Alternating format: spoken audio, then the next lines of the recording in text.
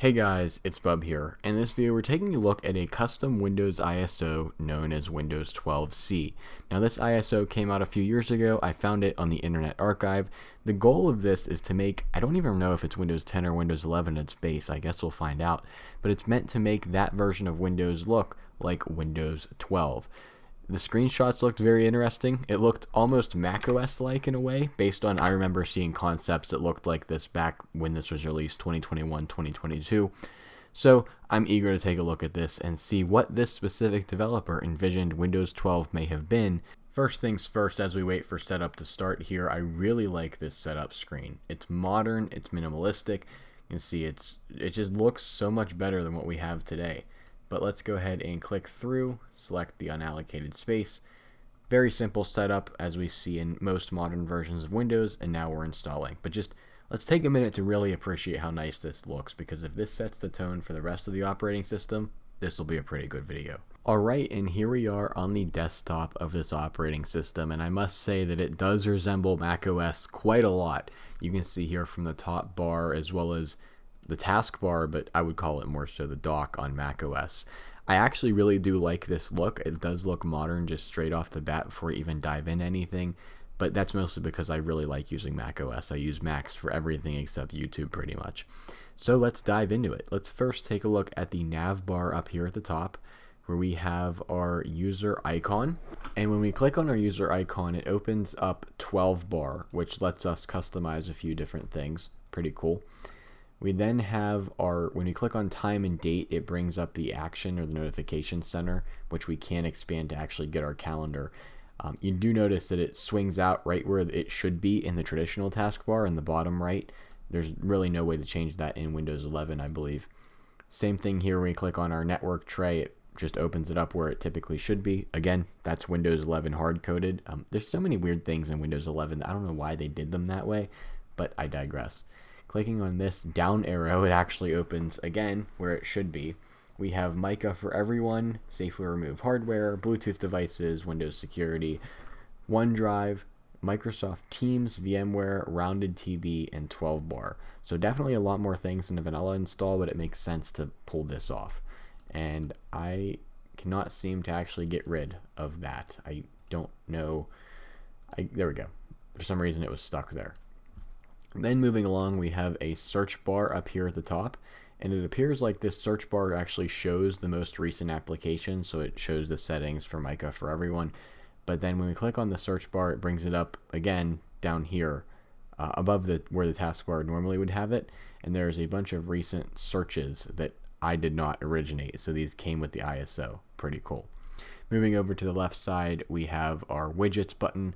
I don't know what weather it's pulling from. I know it's not raining where I'm at right now, but I digress. The weather is there. So pretty nice top bar. I actually wouldn't mind if this was shipped with Windows 12. I mean, this looks really good. People would say it copies macOS, but I actually do like it. Now we can take a look down here at the taskbar where we have our Windows Store. We then have Microsoft Edge. Let's see what version of Edge that we're running. So we are running Edge 123, so it's not as old as I thought it was, but it's still not new. And the one thing I noticed that is driving me crazy right now is the X button. When the windows are fully maximized, it's hidden by the top bar. It's hidden behind there, so obviously not doing the proper scaling that it should with applications. We then have our File Explorer that we'll take a look at in just a minute, followed by our Teams or chat icon. So this just shows this is an older version of Windows 11, because I haven't seen that on, I don't even know what specific build it went away in. We then have our multiple desktop button, and then lastly we have our start menu, which does look like a unique version to say the least. So we can see that we still have our pinned apps and our recent apps and all apps, but this top bar at the top looks different. It has a username at the top, and power options have been moved to the top instead of staying at the bottom. And then when we go into all apps, it might be a different font, a different background, like a different transparency. I'm not sure, but it does look different from what we would see in a typical Windows 11 install. Scrolling through here, I don't see anything too out of the ordinary. I mean, there's Rectify 11 Control Center. I don't see anything too out of the ordinary that we wouldn't see in Windows 11. Again, by no means is it aiming to be a tiny Windows installation, but nonetheless, it does have all of the Windows 11 features. Let's go ahead into settings here and let's see how this OS actually identifies itself. If we go into System, About, it actually does say Windows 12 Pro 25H2 installed on April 2nd, 2024. But what version of Windows is this actually running? Because I know it's not 25H2, build 22,000. I want to say that's 22H2, but I might be wrong. So again, it is an older version of Windows here. Let's jump into the File Explorer here. We can see that, yep, it just looks off. There's something about this top bar that looks off. I'm not sure what it is. I have to compare it to a new version of Explorer, but it doesn't look exactly right. Going into this PC, let's take a look at our C drive. We are using 18.5 gigs of a 59.8 gig disk, which means we have 41.3 gigs free. Typical for Windows 11 install, but not exactly great. Let's go ahead and open the Task Manager. So what I'll do is I'll open Task Manager and let's see our CPU and RAM utilization. The system, I can tell it definitely is lagging a little bit, so these optimizations are definitely doing some things here. And we can see that in our CPU utilization. This CPU, it's an i7-10700K, so it's 6 years old at this point. I gave it 2 cores, so not a lot of cores, but still we never really see Windows ISOs consistently peak the CPU at 100%. That is crazy.